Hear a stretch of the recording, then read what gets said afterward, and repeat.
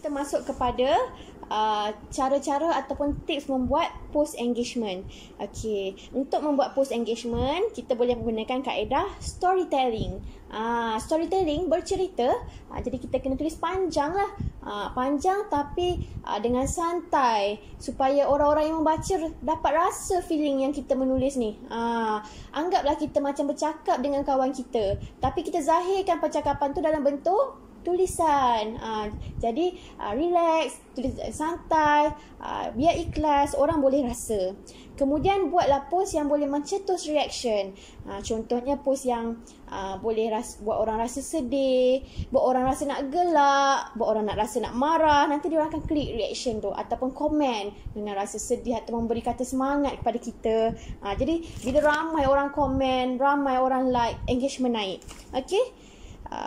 Dan yang seterusnya, post yang boleh menjentik emosi sahabat. Samalah macam mencetus reaction. Bila kita dapat menjentik emosi mereka, mereka akan memberi satu reaction. So ramai orang akan terkesan. Okay, diorang pun share ataupun diorang akan komen, please stay strong ataupun semoga cepat sihat. Okay, jadi bila ramai orang terkesan dengan penulisan kita, itu akan meningkatkan engagement.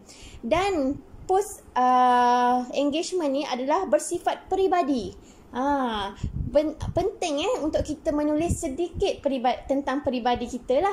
Ada orang kata don't mix your life dengan kita punya bisnes dalam Facebook. Tak, sebenarnya ni semua adalah satu teknik. Okay, ceritalah tentang hidup peribadi kita. Orang suka zaman sekarang ni, pembeli suka follow hidup penjual. Suka follow lifestyle penjual.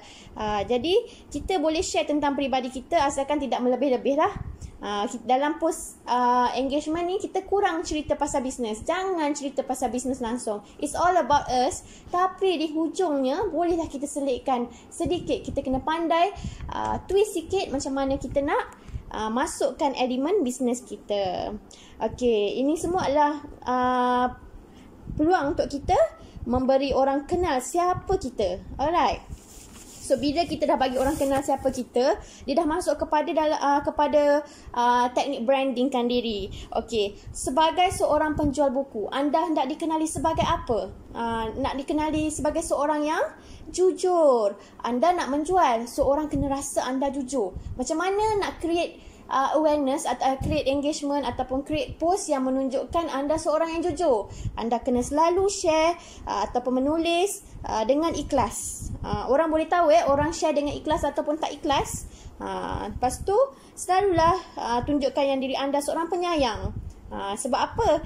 Kita kan jual barang kanak-kanak, kita kenalah sayang kanak-kanak, betul tak? Jadi kalau kita selalu share video tentang anak-anak, kita sayang anak-anak kita, orang akan rasa, oh bagusnya seller ni, dia sayang anak-anak dia. Okay? Kemudian kita nak brandingkan diri kita, ada ilmu parenting. Nak jual buku, kita kena ada ilmu parenting. Nak jual buku kepada ibu bapa, betul tak? Nak jual untuk anak-anak kan? Jadi kalau kita tak tunjuk yang diri kita ni ada ilmu parenting, macam mana orang nak percaya kita? Jadi banyakkan share atau kongsi idea tentang tips anda ajar anak anda. Saya percaya semua parents dalam ni, ejen-ejen kita ni semua hebat-hebat. Tapi mungkin ada yang tak reti cara nak tunjuk. Okay, kita share sikit demi sikit lah. Ini penting, bukan kita nak menunjuk tau. Tapi ini adalah salah satu kaedah marketing. Kita nak jadi business woman kan, kita kena bagi kepercayaan kepada orang. Yang terakhir, tips terakhir, paling senang kita nak bagi orang ataupun bagi engagement naik ataupun nak brandingkan diri kita adalah memberi inspirasi kepada sahabat-sahabat dengan cara share kejayaan kita, share bagaimana kita naik dalam bisnes kita. Ada orang kata jangan, tak elok menunjuk. Bukan, kita share kejayaan nak memberi inspirasi supaya orang lain pun rasa kalau dia boleh buat, kita pun boleh buat. Okey, kita niat macam tu. Kita hendak memberi inspirasi. Okey.